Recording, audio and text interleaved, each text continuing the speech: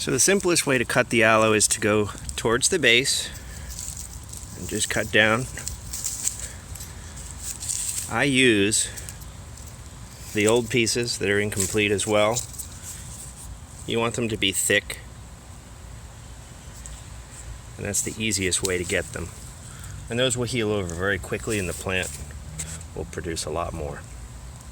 So the skin, so you can just take the piece, cut it off. And I usually do it twice. It gives you a nice clean cut on both sides. And then if there's a rough edge, take your knife, cut that piece right off. Then you have pieces like that.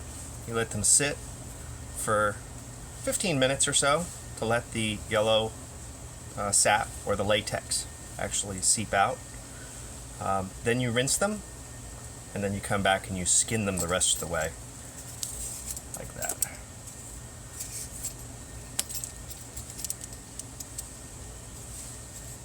Some people like to use a fillet knife. They feel like they get more meat out of each leaf, and it's probably true, but to speed this along for this video, I'm just going to use the skinning because it's a lot faster.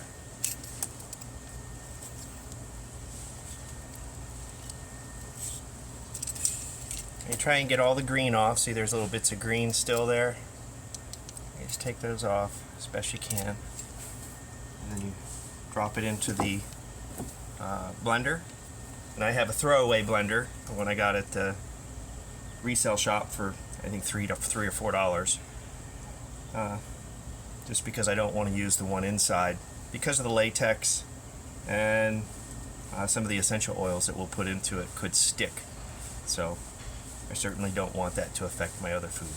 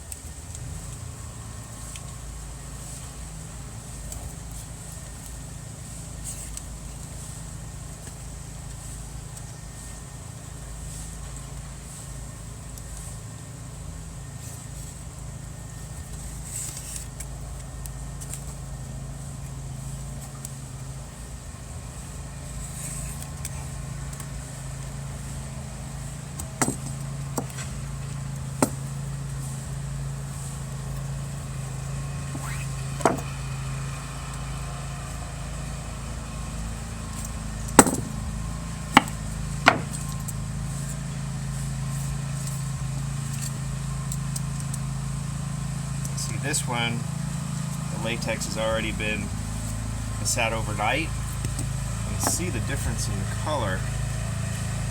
This one has more yellow in it, and this one really gets to be crystal clear as it sits. So you want the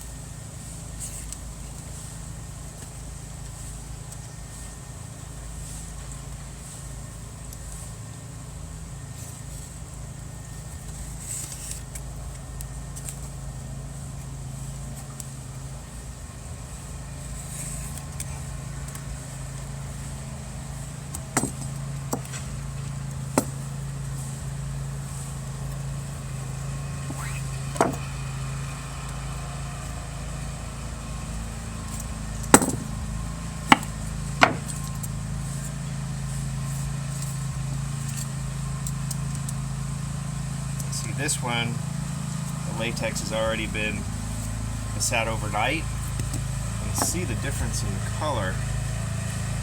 This one has more yellow in it, and this one really gets to be crystal clear.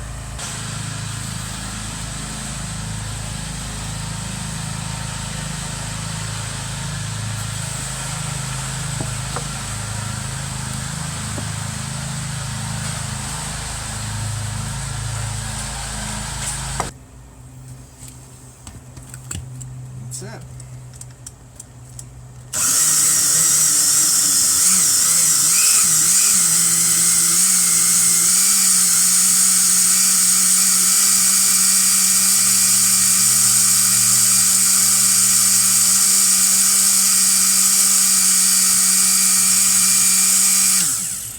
It does foam up and it will settle.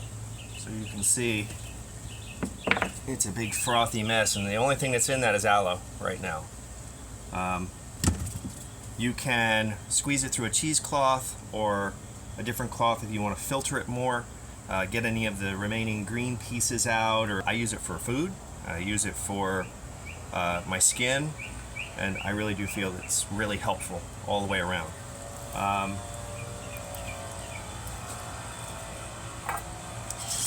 Next step, I usually blend it twice.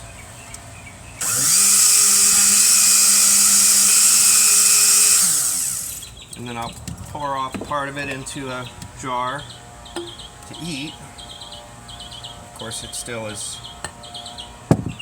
got a little bit of lump in it, so I might blend it one more time. But in the end, for this one, I'm done there for the food consumption.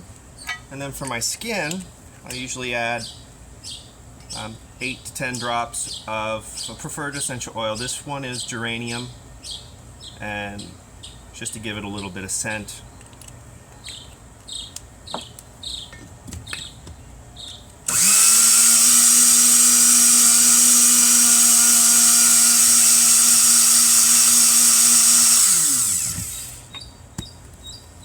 And then it has a really great smell to it.